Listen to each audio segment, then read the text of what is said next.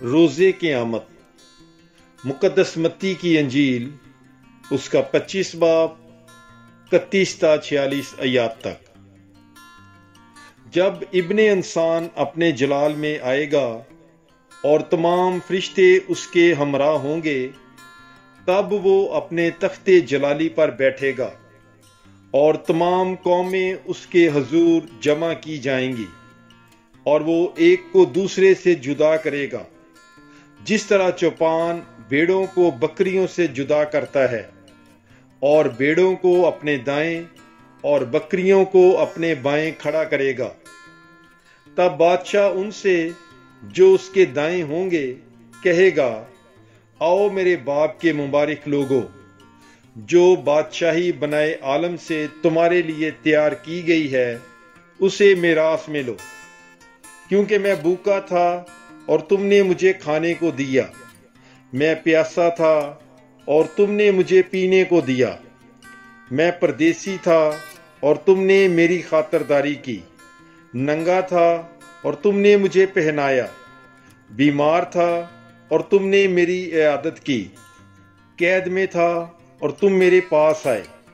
तब रास्तबाज उसके जवाब में कहेंगे, ऐ खुदावंद, कब हमने तुझे भूखा देखा और खाने को दिया, और प्यासा देखा और पीने को दिया, और कब हमने तुझे परदेसी देखा और खातिरदारी की, या नंगा देखा और पहनाया, या कब हमने तुझे बीमार या कैद में देखकर तेरे पास आए।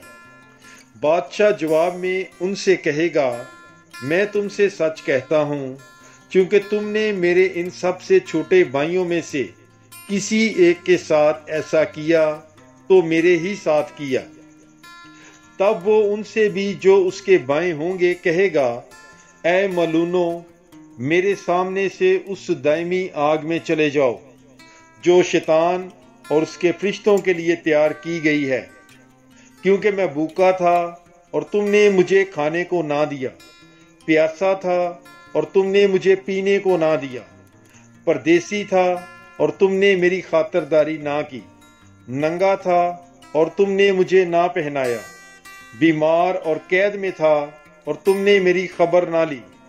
तब वो भी जवाब में कहेंगे, ऐ खुदावंद, कब हमने तुझे भूखा, प्यासा या परदेसी या नंगा या बीमार या कैदी देखा और तेरी खिदमत ना की।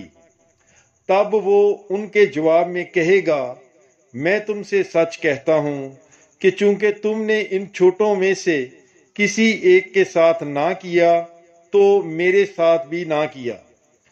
और ये हमेशा के अजाब में जाएंगे, मगर रास्तबाज हमेशा की जिंदगी में। पाकलाम के पढ़े और सुने जाने पर खुदामंद की बरकत हो। खुदा का शुक्र हो। God bless you. Bible is life.